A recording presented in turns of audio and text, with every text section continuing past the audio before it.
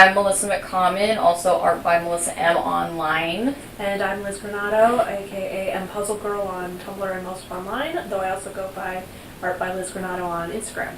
So we're here today to do a report for AnimeCons.com to talk about SacAnime Winter 2019. Woo! Good start to the year, actually. Yeah, it was. And so me and Liz collectively have been going to SacAnime for about 8 to 10 years. And SacAnime is held twice a year in Sacramento, California. So 8 times 2, about 16 to 20 conventions collectively. Yeah. Although we did take the past 2 years off because I got really busy with a lot of out-of-state conventions, which was pretty cool, and also a lot of work on my end. So I had to take a break from SacAnime for a while. And I usually go with Mel as either a table assistant or just as an attendee on my own, and things just got busy, so life happens. Yeah, but we made it this year, and we've got a lot to share with you guys, because SacAnime holds a special place in my heart. And mine as well. As one of the first anime conventions I ever went to eons ago. Same here. And just being, one of the few local conventions up here in the Bay Area, so that's also a bonus. Yeah. So first thing we're going to go over is just what SacAnime has, because as a convention, it has a lot of the staples that you would expect at an anime convention. So the first floor of the convention center has the Artist Alley, Indie Zone, which we'll go into more, vendor hall, and the special events room, and that's all on the first floor of the convention center. And second floor is where cosplay meetups and photo shoots are at, as well as more panel rooms for like Q&A, special events, sort of. And it's just a slightly bigger room, and I think they call it something events. They add another kind of special. And this year they also had a Sword Fight with Friends event too that was held up on the second floor. Oh, and Cafe Hoshi.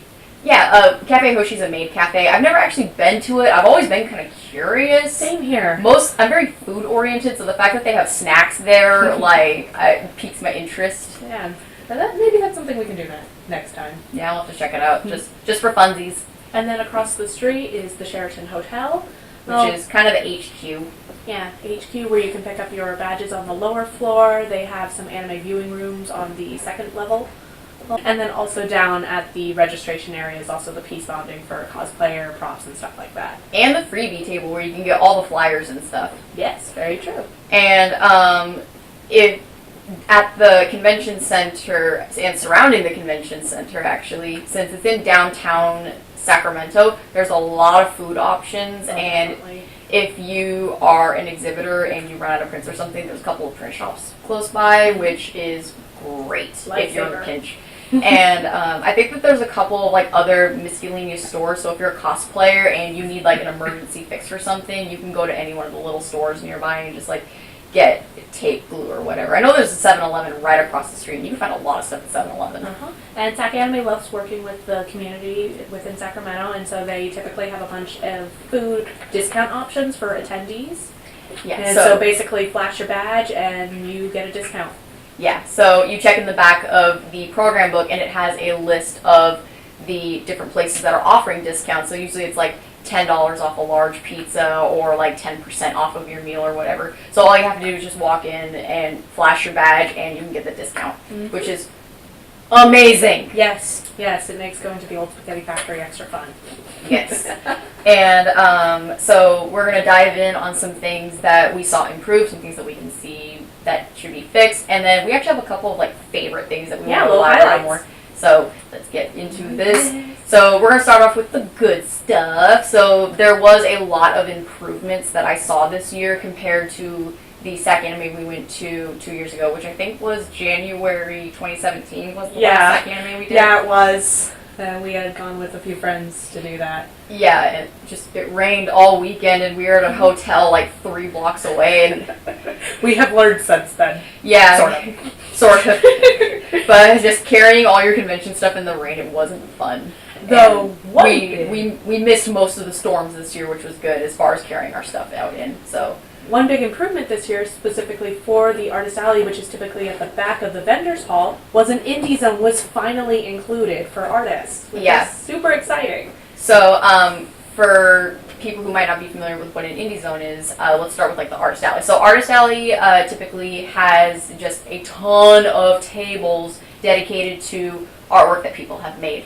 And unfortunately with SacAnime, getting a table in the artist alley is really competitive and really hard. Tables have routinely sold out within like a minute of being posted, which if you are somebody who does conventions as a job or very, very regularly, it can be kind of cumbersome into trying to get into a show that tables are selling out of super quickly, especially if you're local and you're trying to get into that show.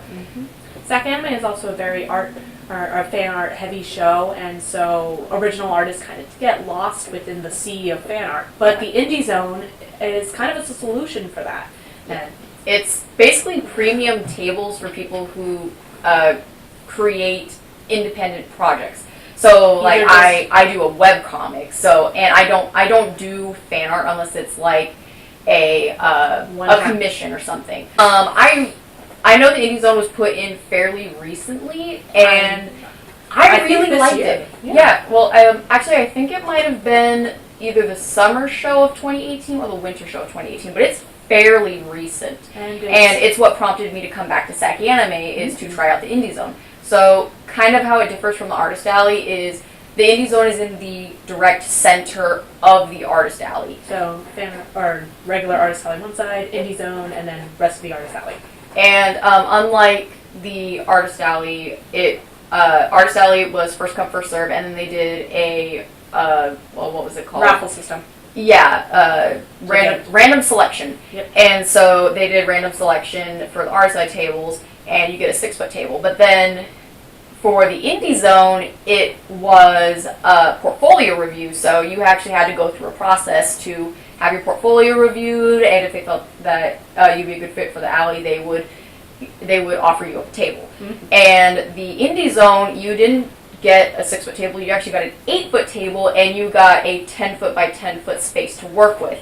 So you could do whatever you wanted with the table. So Indie Zone, I really liked it. It was a nice space, and I liked the location where it was, and a lot of people going through there were really receptive of the original work, which was really nice. Yes, people actually took the time to appreciate the work, which is really hard to do when you're lost in the sea of Artist Alley. So it's nice to have something dividing it. Yeah, it was a nice little break of you would start at one end of the alley, go through about half of the Artist Alley tables, end up in the Indie Zone, so you get a little bit of a visual break. And then you can continue on with the rest of the Artist Alley. Now, in the Artist Alley, there were still people doing original work, so maybe they didn't get into the Indie Zone, so they happened to get a table in the Artist Alley. Which is fine. Yeah, which is totally great. Fine. The fact that they're exhibiting is great, because people are still getting to see their work. Oh, yeah, absolutely. And it was really awesome to see a new Indie Zone. Yeah. And we also had major improvement layouts to the vendors hall in general. Yes, which has been an issue that was brought up in past reports, I know. Yep. And it's just, one of my friends who I've known for ages is, typically uses a wheelchair when she's at shows. And there was actually space for her to be able to move around and still have people move around right beside her and stuff like that. And also room for strollers and other needs. So that was awesome. There were a lot of people, or a lot of families there, and they're pushing around strollers with little ones in them. Yeah, little bit, or not a whole lot of issues either, which is great, because, bring your kids, introduce them to nerddom, it's great.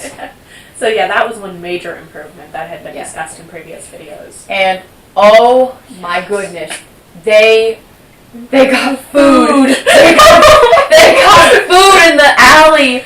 So before, what you had to do was you could either go outside of the convention center to one of the restaurants and try to get some food, which is usually really packed. Oh yeah, because there's hundreds of other people trying to go get food too. Or you had to go to one of the tables and get snacks, which honestly I hit the snack table every once in a while. Yeah, but I need my pocky fix. But they're typically pretty expensive, so there was. Yeah. And a lot of outside food is not allowed in either, so artists were kind of screwed, or vendors in general are kind of screwed for food. Unless you bring food, which luckily for artists, for the Artist Alley and the vendors, they actually allow them to bring in food. But conventions are hectic. Sometimes people forget to bring food, which is why we bring extra food. Yeah, exactly. A great way to make friends is bring food and then offer them food. Well, and the way the convention center at Sac-Anime is built, there are food stall stands built into the center that were just never utilized before, and this is the first time we saw them actually get utilized. It was great, and the convention actually brought in a lot of other food options that weren't related to the convention center. Yeah, they had a Ken Corn, which was there before and caused minor issues before, but. And there was a couple of other vendors. My favorite one we'll talk about a little later, just because there was some great stuff involved with there. And so with more food options, it was so much better because people are and also there was a food stall right by the indie zone. Oh yeah. So that was great for any of the other artists. And the prices were actually really decent. Like the most expensive thing on the menu was like $11 at most. So everything else was fairly priced. So that was exciting. And the fact that it was so close to the indie zone and the artist alley, people who were maybe exhibiting by themselves and didn't have anybody to watch their table, they weren't away from their table for too long because the food was right there. Yeah, and the line actually moved fairly quickly too, so that was also a benefit. I think that about settles it for improvements. Do you have another one? Well, the fact that there was actually something new on the scheduling itself of the sword fighting with friends. Yeah, that was something to actually do. Yeah, it was something that I'd never seen at the con before. Like it caught me off guard when they announced it over the loudspeaker. Yeah, like come upstairs and fight your friends in a contained environment with swords. And you got a shield, so you could actually block, which is great. Because I've heard of like the sword fighting or the jousting at other shows, but you never really got given a form of defense. You were just given like the sword, and I was like, haha, I just hit your friends and everything. But don't protect. Yeah, but you get to attack and protect, so it was great. So I wish that we had some free time because that would have been fun to do. Could have had some friendly fighting. And so that was something positive that we saw that we were super excited to see and major improvement. And I heard great things about it, and even though we didn't get to participate, I did hear a lot of like awesome things about it, and I'm sure it created a lot of positive memories for attendees there, which is always an excellent thing to have. Come people, fight your friends. It'll make you stronger. Yes. Okay, so now we're going to move on to some things that could be fixed. Yeah. So since we have been to Sac-Anime many times. Yes, a lot of times. We have seen a lot of things that have been like reoccurring, both good and bad. But unfortunately, one of the biggest criticisms with Sac-Anime is that it's typically the same. It's the same. It's the same thing every convention. Sometimes they change out the guests. Sometimes vendors switch around. But for the most part, it kind of just stagnated over the years. The programming is virtually the same every convention, which not bad with consistency, but you need to spice it up to keep people interested and keep people wanting to come aside from just, it's the nerd hub of Northern California. Yeah, like, I like going to Sac-Anime to visit friends, and I've got a little bit of a fan base out there, so it's always nice to visit them. But I do like a little bit of variety. Yeah, give us something more to do, similar to the sword fighting with friends thing. That was an excellent change of pace. If more stuff like that could come in, that would be awesome. Yeah, and there's a lot of different activities that you can do at a convention. That's what makes conventions so great, is that there's a lot to work with and there's a lot to add in. Yeah.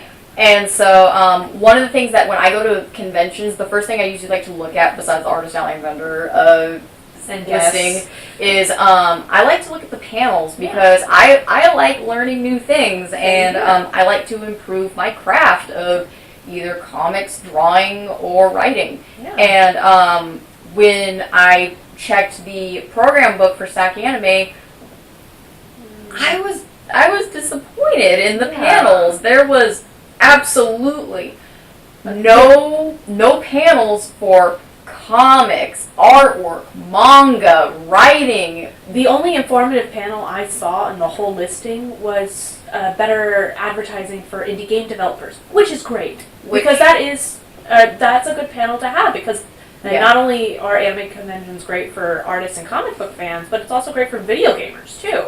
Yeah, and the fact that a lot of conventions are willing to work with indie game developers to get their games at the convention for people to try out.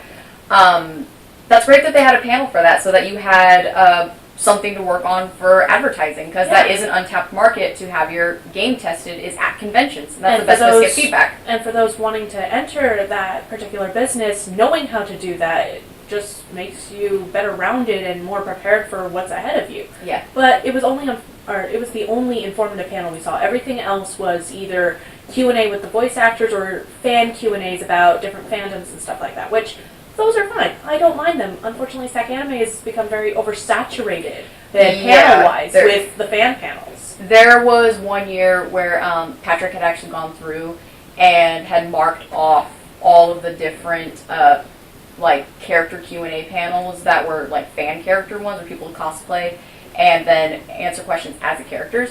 And SacAnime had like, I think the number was like almost 50% or just a little under 50% of those panels, which there was nothing wrong with them, but they're fun, I get it. Having that mostly be the mock-up of your panels at your convention is there's other panels you could have put in there, and it takes away the variety, which is yes. Which again we've talked about before. SacAnime needs more variety, and conventions need variety in order to positively strive and keep people interested. Yes, and so I would love to see a lot more like creative panels on how to construct a good comic, how to start a web comic, how to advertise for said web comic. Yeah.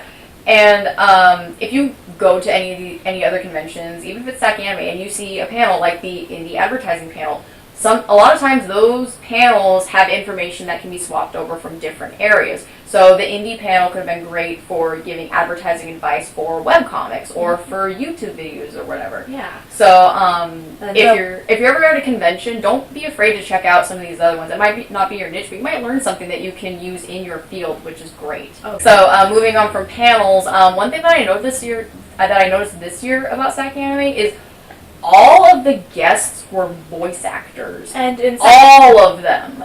Yeah, and in SacAnime Past, they would sometimes bring artists in, and I really wish they'd bring in more people, artists, or even writers who have had experience in multiple areas, and that was always cool. Unfortunately, this year it was solely all voice actors, and I think maybe one K-pop group thing. Even then, I don't think they were listed as a guest. I think they were just like they were just entertainment, but I don't think they were listed in the guest book as like guests.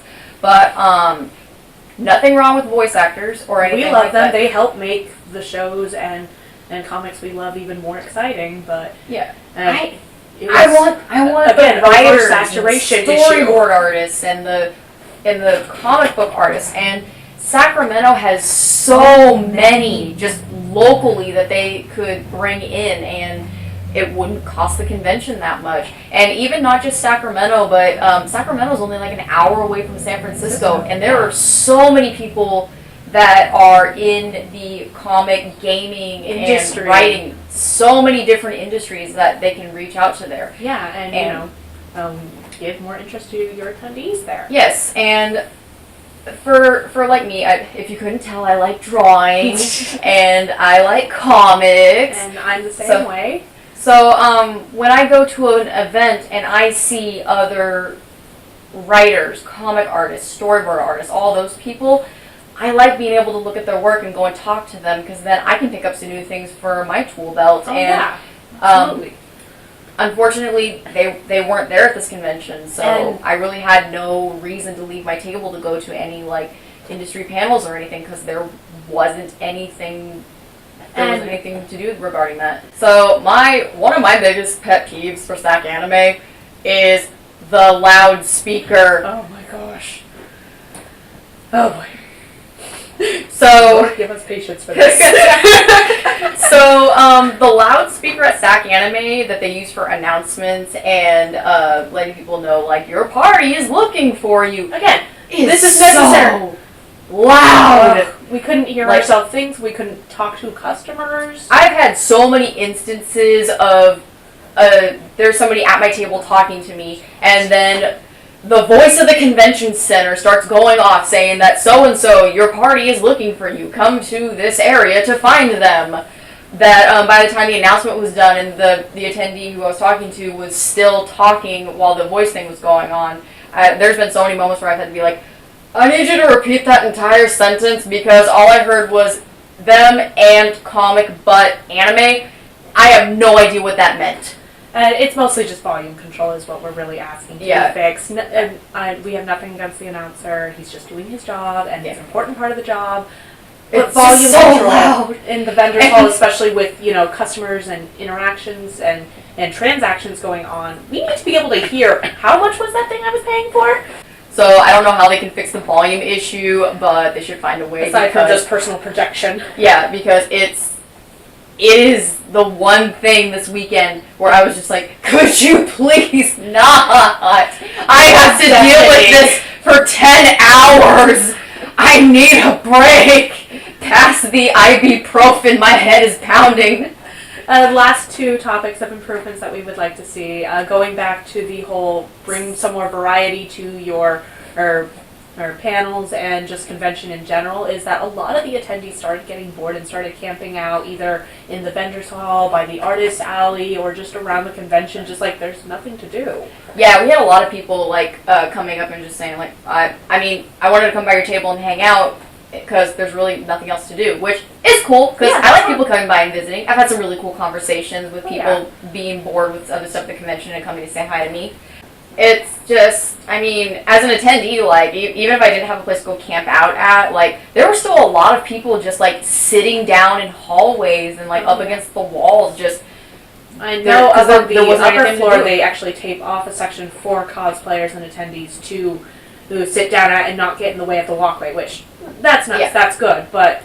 It would be great if they, I don't know if they'd ever consider this or not, but just have a lodge. I know that they said that there's a cosplay lounge or something, but just a big meeting area where people who maybe don't have an interest in any panels or whatever, they can just go into this room and maybe have some water fountains or something so that people can get water and just chill and hang out, just have a quiet place to go to. Because I know sometimes that conventions can be really overwhelming with everything going on. It Plus can be overstimulating. Sensory overload, either visually or auditory. I think it would be nice if they had just a kind of a quiet area where you can just go and hang out when nothing's really going on. But that's a minor one. And then... So the next thing that we're going to talk about is internet and cell phone issues. Unfortunately, this can't really be helped because Sac-Anime is held in a convention center that is all concrete and metal. So cell phone signal isn't really going to get in or out of there very quickly. And 20,000 people plus. A lot harder. Yeah, so for vendors, it's a little bit of a pain because you go to connect your card reader or whatever to do sales and internet's not working or cell service isn't working and you have to fight with it and be like, why won't you just do the thing? Or in the case of what would happen to us frequently when when it was slow traffic, I would go out for a moment. You can take breaks, that's okay. I can handle myself. And then Mel would get swamped with people. Lots of people. Which is great, but at the same time, when you're by yourself and you're 5 or 6 commissions deep, it's terrifying. Yeah, and she would message me and I wouldn't always receive the message. Liz, help! And then by the time I got back, she'd seen things. I have talked to so many people, Liz. I have people so much, Liz. Where were you? And I'm just 2 rows over. I'm sorry. I need to go to the bathroom. You were gone for so long. And Sac-Anime has options of, connect to their Wi-Fi for $30 the whole weekend. Yeah, it was vendor only, which was nice, but still, I've been told by a number of people, they're like, yeah, you pay $30 for internet. It's not very great internet, but, you could try. But luckily, at least for me, I had a pretty decent time getting my card reader and stuff to work. I really only had issues Friday, and I think that might have just been because Square was like, you haven't logged in for so long, we don't know what to do. But I didn't have too many issues for that, although trying to text commissioners was a bit of a pain to be like, hey, your commission's done, come pick it up. Message would not send. 3 hours later. Message finally sent. Hey, I just saw this. I've already left for the day, but I'll pick it up tomorrow. Son of a gun. But hey, you know what? They got the message, and I always encourage people to come by and check out on how far the commission's going. So it's not a big deal. Nobody really gave me issues about it. It's just if it was just a little faster, that'd be great. But I don't know how that would work besides just me getting a internet modem that only I can use at the show, but. Hotspots are also hit or miss too. It's a minor inconvenience. I'll live without checking the internets for a while. It was mostly just in terms of communication. It made it a lot more difficult. Yeah. But now that the fixes have all been addressed, let's talk about some of our favorite parts of the convention. Favorite parts and noteworthy things. So, let's get this one out of the way first. Yes. So, on Saturday, I think maybe an hour until the vendors hall was supposed to be closed, the fire alarm went off. Again. This was the second time that that's happened since I've been. In fact, the last time we were at Sac-Anime, the fire alarm went off. And it was raining again. Yeah, so although I did find out, because somebody came by to talk to our friend who had been on the Sac-Anime staff, and he had asked, like, how'd the fire alarm go off? And this was actually confirmed through Sac-Anime's Facebook. So what had happened was in the special events room next to the vendors hall, I believe, they were getting ready for the cosplay masquerade. I think that's what was going on. Oh. And somebody had a costume that had a fog machine. They were standing under the smoke detector, and the smoke detector picked up the fog and mistook it for smoke, triggering the fire alarm. Oh, joy. Which had its issues. So there were some staff members who were handling it great, and they were just informing people to evacuate the hall. We had to wait in the rain for about 5 to 10 minutes for them to give the okay to let everybody back in, because the fire department had to show up and do their inspection to make sure that there wasn't actually a fire. Yeah. And unfortunately, because the fire alarm went off, there were some things that weren't really great that happened. We found out that there was actually an attendee who had passed out, or something had happened, but they were laying in the hall floor, and EMTs had to be brought in to take care of them. And the staff handled that situation expertly, which was great. And last I heard, the person who had collapsed is doing okay now, which is good. And go out to you, honey. Yeah, I remember the fire alarm that happened in 2017. People were starting to evacuate. And some staff members had said, like, no, you guys don't have to evacuate, it's fine. Yeah. So we didn't actually, like, need to evacuate, but I was preparing to evacuate if they told us to leave, so I was packing my display and stuff. Yeah. So this time they actually told us to leave, so I was quickly throwing together all the stuff that I absolutely know that I could not lose if the convention center was actually on fire. Yeah. And turning some displays away, just in case somebody tried to. In case it was a serious emergency / scrupulous characters. Yeah, so the fire alarm was not very fun. Although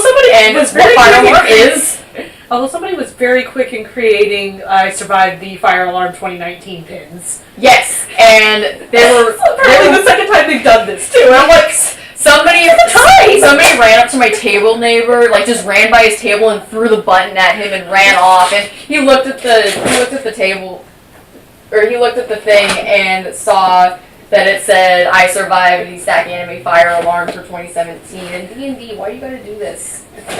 I'll play with you later. So, that was quick. That was quite an event of the convention. On a more positive note, there were some really cool vendors and stalls that were here this year. One of them being the Wild Bill soda. Okay, so we saw these people walking around just carrying these mugs and stuff, and I'm instantly like, oh, where are those steins from? And Liz just like yells out to somebody like, you! Where'd you get your stein from? And the look on the attendee's face was priceless, because they just stopped and they're like, there's a soda guy off in the corner.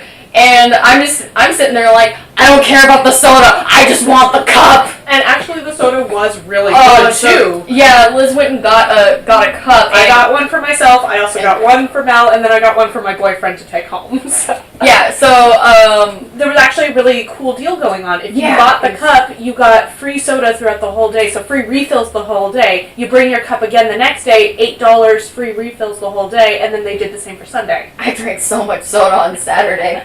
And then I did not need that much soda, but it was delicious. And if I'm understanding correct, they were family owned, I think, but they made all the sodas, and the sodas were really good. Oh yeah, the sarsaparilla ended up being our personal favorite. Oh, When I first saw the mugs and everything, the first thing I thought was, I need that for D&D. We're playing a game the next week. Our characters are going into a new tavern, and I need this for roleplay purposes.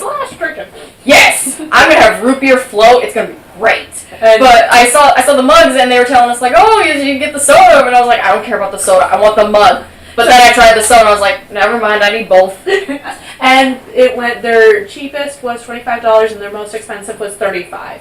And for free sodas all weekend, or at least for the full day, and then just pay $8 each day. That was actually a really good deal. Oh yeah. And the owners were super friendly too. And they had so many different flavors. It wasn't just root beer. They had like a cream soda and a couple other different they had options. vanilla cream. They had the diet root beer, regular root beer, some black cherry. It was really cool seeing that. We've not seen that before, so that was exciting. And I heard that they've been coming to Sac-Anime within the past year. And so it's a drink option. Yeah, it's a drink option besides water. Which, if you're at a convention, you should be drinking water. But yes. soda's a great bonus. Oh yeah, definitely. Especially, plus you get this cool little souvenir cup. Yes, and it actually has like the crest on it.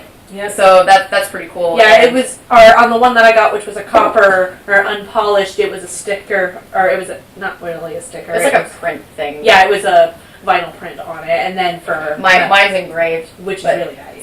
Yes, but I can't wait to use it for roleplay. It's gonna be great. Another positive thing of the convention that we enjoyed, because we have not been there for 2+ years. Yeah, I was we like, had a lot of positive feedback. Yeah, because I left for 2 years. I was doing other shows and stuff, and I've noticed that with a lot of my buddies who have gone there, and like either they exhibit or they're attendees there. When they're not there, the convention's not the same. So there is a nice community involved with Sac-Anime. Sac-Anime has always had a positive crowd and a really great community. My heart. And so one of the reasons why we love it too, aside from just the nerd gathering, it's Sac-Anime has a great community, a great crowd. We all look out for each other / super excited to see one another. I mean, we brought donuts on Sunday, and we made friends with like our entire row of people, and it was great. So if you ever want to make friends at a convention, just show up with donuts. Show up with donuts, show up with food. There was one guy, like I don't know if he still does this at the cons, but he would show up with like 5 to 10 boxes of Krispy Kreme donuts, and he would just walk around the convention center just handing out donuts to people who needed them. And people would actually like donate money to him so that he could go get more donuts, and I just thought that was really cool. But yeah, the best way to make friends in like the art side stuff like that is just show up with extra food and just look out for each other, which is really great for that I've noticed in like the art alley at Sac-Anime is everybody kind of looks out for each other. Oh yeah. Overall, Sac-Anime is always a fun show to go. It's a good intro convention. Like, it is. If you've never been to a big convention, or I guess Sac-Anime would kind of be mid-sized, but if you haven't been to a larger convention, Sac-Anime is a good one to go to. Oh, definitely. It's typically a positive crowd. There's lots of fun things to do, though a little more variety would be nice. Yeah, but I mean that can easily change. Yeah, if they go about changing some of the things in a positive way, then I think that this convention could grow to be a lot more. They just have to make necessary changes. Yeah, Sac-Anime was in like the top 10 conventions internationally, or not internationally. Within America to go visit. I'm not sure where the placement is now, but it's still a good convention to go to. It's a great for both attendees. It's a great big convention to go to and meet a bunch of people and have fun. Yeah. For vendors and attendee or Artist Alley mostly, it's a great starting convention to start selling and getting. If you can get a table. Yes, if you can get a table, it's definitely worth it. I've tabled there myself, not just for Mel, but for myself, and I had a great time.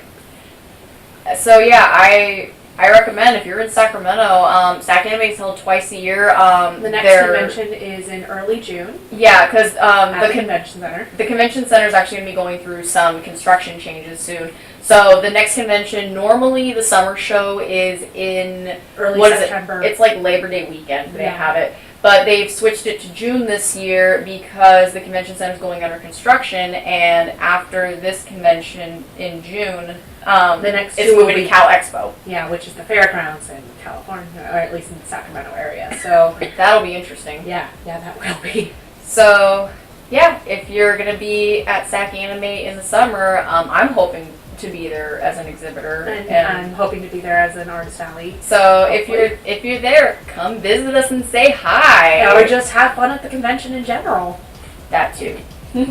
Well, signing off, and thanks for watching us ramble about a convention that we've been to so many times.